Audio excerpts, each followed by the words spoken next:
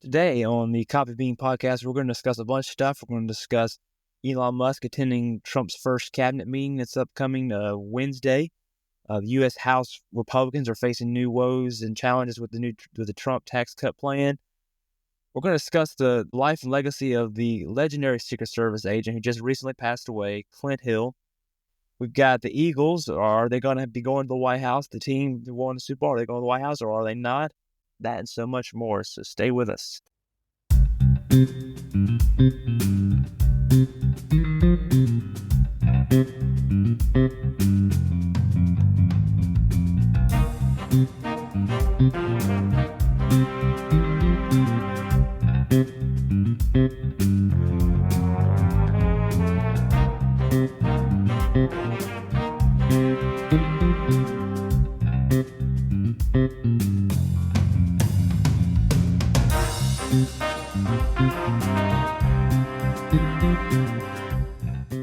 President Donald Trump's senior advisor and billionaire Elon Musk will be in the room when Trump meets with his cabinet on Wednesday at the White House.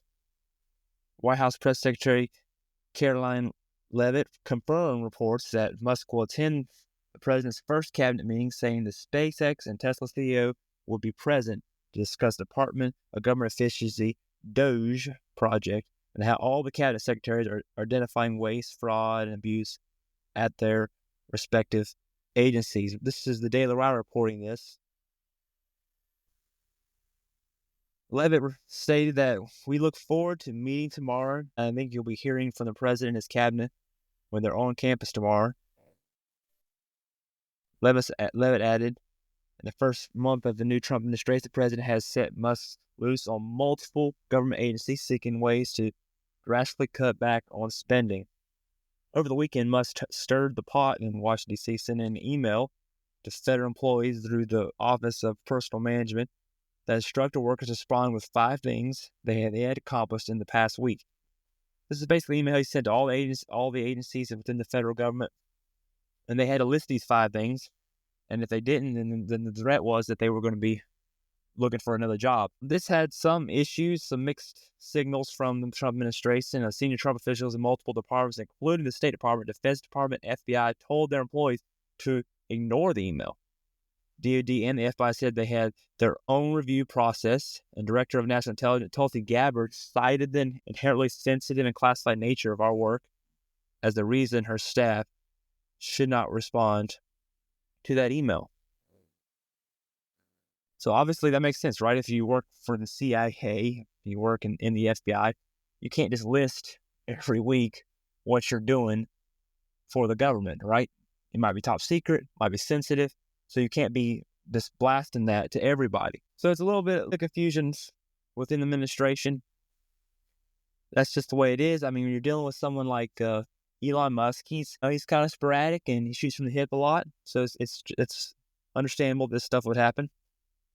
The article continues, in remarks to reports on Monday, Trump approved of Musk's tactics, saying, I thought it was great because we had people that don't show up to work and nobody even knows if they worked for the government.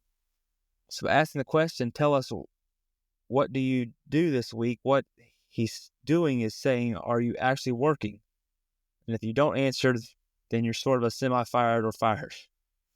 This is quoting Donald Trump, president. So Trump hasn't had a problem with it, but there was some clarification that some of the secretaries in different departments and heads of different departments had to clarify with their employees who work under them.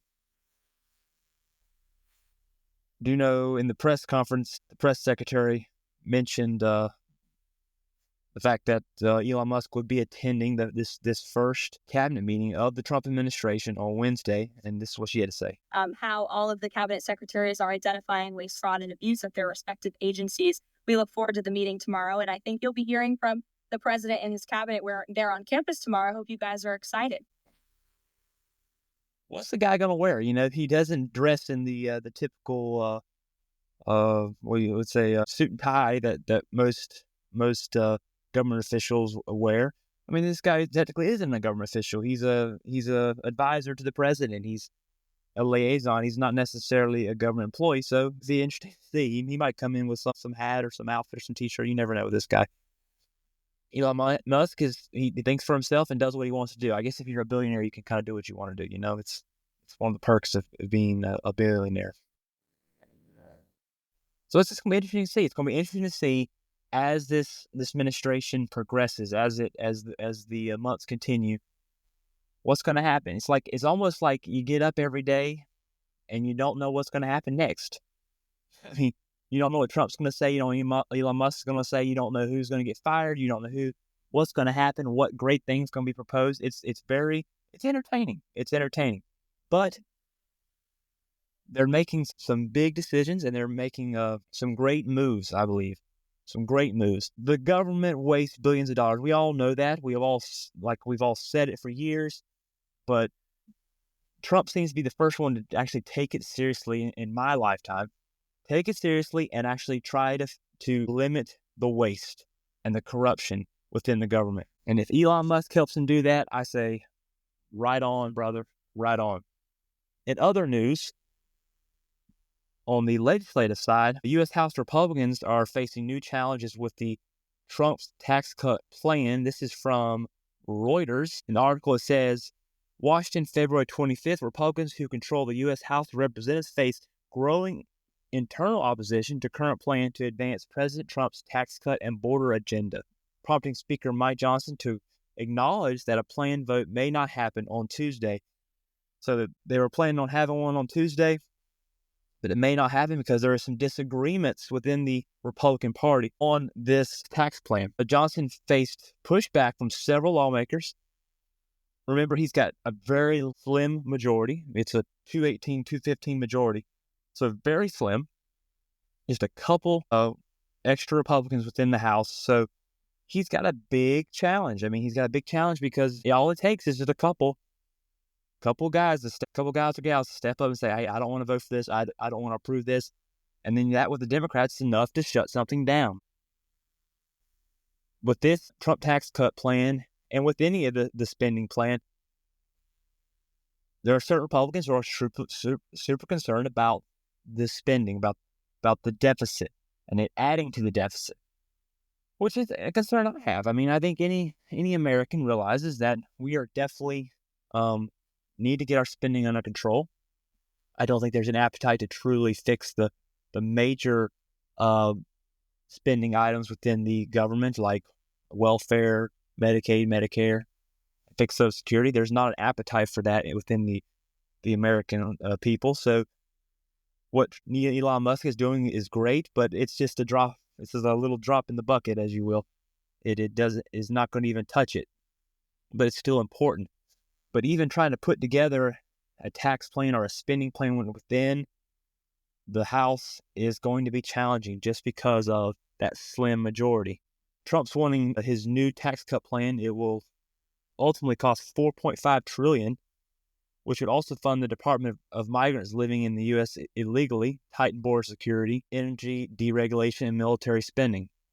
The tax cuts Trump is seeking would extend breaks passed during his first term. If y'all remember, during his first term as president, he passed this massive tax cut, and it was great. I felt it even in my pocketbook. It was a great thing. But they're due to expire at the end of the year. So the Republicans are trying to move quickly to get these things extended so that it doesn't hurt people, because you will feel it that next tax season. Doubts about the House Republicans' unity prompted Senate Republicans to enact their own budget resolution as a Plan B ploy last week. It was a $340 billion measure that covers Trump's border and defense and even energy priorities, but leaves the thornier issues of tax policy for later in the year. Problem is, it's going to push this back. It's going to get to where you're getting at that deadline, and you're going to have to move quickly. So they need to get unified together. And I understand within the House, there's differing opinions within the Republicans and even Democrats. And that's great. It's the people's house. So there's a wide variety of opinions, even within one party, and that's great. But sooner or later, you got to get behind something and unify together to get something passed, especially with that slim majority. Adding to Johnson's worries, some of his caucus on Tuesday voiced reluctance to vote for a measure if there was not also arranged how to fund the government past March 14th, when agency will enter partial shutdown without congressional action. So, big challenges there. But I understand both sides of this argument. You got to look at spending, but you also need to extend those tax cuts. I think that would hurt the American people, the average American, if those tax cuts don't get extended, and would trickle down from the top as well. I mean, if you remove tax cuts from businesses and even the wealthier who hire us regular people, then that's going to get trickled down. It is. It's going to get trickled down to everything you buy. It's going to get trickled down to whether businesses can hire more employees. It's going to affect you sooner or later. So these tax cuts need to be extended. They need to get unified. Representative Warren Davidson, an Ohio Highlander who tied support for the budget plan fiscal 2025 appropriations, was more emphatic. I am not voting for this, he said. The problem is the rest of the spending story is discretionary, and there's no plan that's communicated for the March 14th. Definitely some different opinions. Representative Thomas Massey, he said, if the Republicans' budget passes, the deficit gets worse, not better. Thomas Massey is a great guy, but he is very tight on the budget. So stuff like this is when he usually comes out of the woodwork and starts voicing his opinion. He's one of at least 3 Republicans who want to deeper spending cuts. And he said it on multiple platforms, social media as well, and throughout the different news agencies. So this is going to be a challenge for Trump. It's going to be a challenge, I think, until the next midterms. With that slim majority, it doesn't take much. It doesn't take much. With a couple Republicans, you can shut things down. All it takes is a couple to not be for something, and it's not going to get passed. So it's a big challenge there. They need to get unified. I think is important. In other news, on a sad note, I don't know if anybody knows of this guy, but he's a legend within the Secret Service. Clint Hill. He was if you remember watching the JFK assassination, he was the agent who, after JFK was shot multiple times, most likely 2 shooters, he was the agent that climbed up on the back of the car trying to reach Jackie Kennedy, trying to grab her, if you remember watching that video. Well, he died. He died at age of 93 on Monday, which would be the 25th. Clint Hill, the U.S. Secret Sergeant who leaped up top John Kennedy's limousine to shield the mortally wounded president, and long wondered if he could have saved him by acting quicker. He has died at the age of 93, his family said on Monday. This is the USA Today reporting this. Hill was seen in the film footage of the assassination scrambling across the back of the presidential limousine to reach the president, and his wife, Jacqueline Kennedy, had died peacefully at his home, the family said in a statement. 93 years old. Hill's heroism on November 22nd, 1963, during the assassination of President John F. Kennedy, made him a worldwide symbol of courage and revered icon in the U.S. Secret Service. This is a really cool guy. I've read at least one of his books, The 5 Presidents. He goes through his career starting with Dwight D. Eisenhower all the way up to Gerald Ford. Just a really, really cool guy, really cool story. He's written several books. I've only read one of them, but it's sad. It's a really, really cool guy. Enjoyed many of his interviews and reading his one book that I've read. So condolences to his family. In other news, dealing with sports. Will the Eagles be honored by visiting the White House? Will they do that? There's a rumor going around. The Philadelphia Eagles, who won the last Super Bowl, there was a rumor going around on social media that the Eagles franchise had declined an invite from the White House to go visit the White House and meet the president, which is kind of customary after a Super Bowl win. It's customary in other sports as well, college basketball and other NBA finals and whatnot. So very customary. Well, there's a rumor going around that they were invited but declined it. So the Eagles responded with a statement saying, "We would be honored to visit the White House.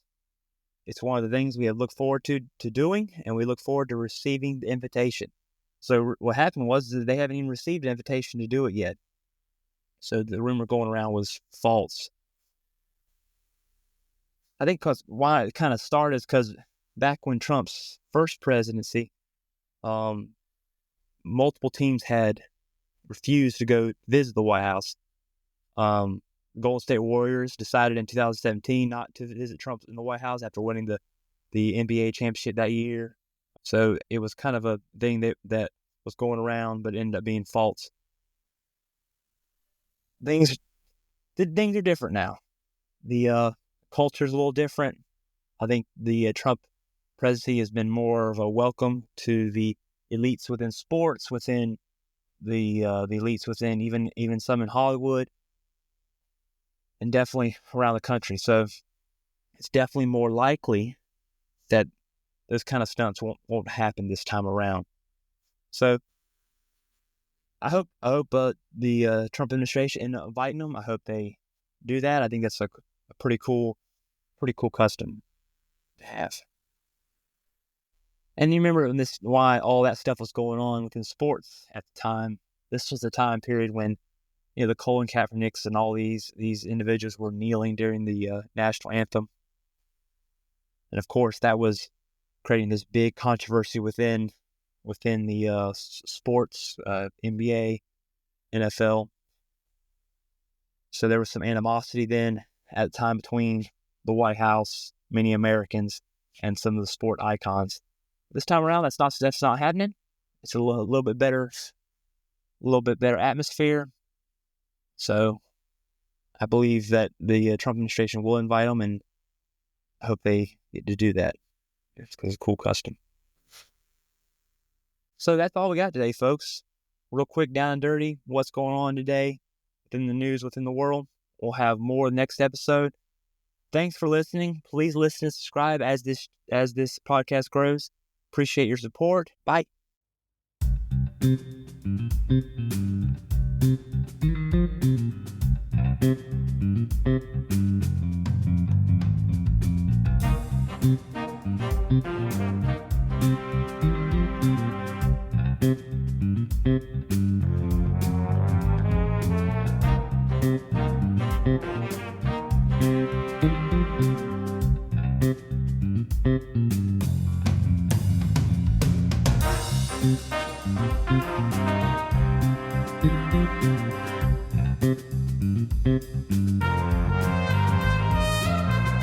Thank you.